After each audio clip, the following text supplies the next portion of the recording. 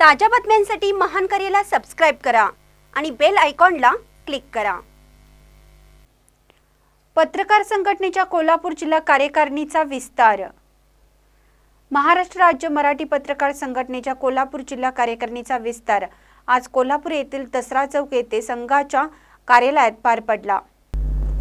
आगामी काळात पत्रकारांना ना नफा ना तोटा या तत्वावर सदनिका देण्याबरोबरच विविध योजना राबवून पत्रकार बांधवांसाठी कुटुंब कल्याण संस्थेची स्थापना करण्यात येणार असल्याची माहिती जिल्हा अध्यक्ष धीरज रुकडे यांनी दिली। या कार्यक्रमाला पश्चिम महाराष्ट्र उपाध्यक्ष पदाधिकारी यांनी उत्स्फूर्तपणे सहभाग नोंदवला। तसेच येणाऱ्या काळात पत्रकार बांधवांच्यासाठी संघटन मजबूत करण्याची ग्वाही सर्व पदाधिकारी यांनी दिली।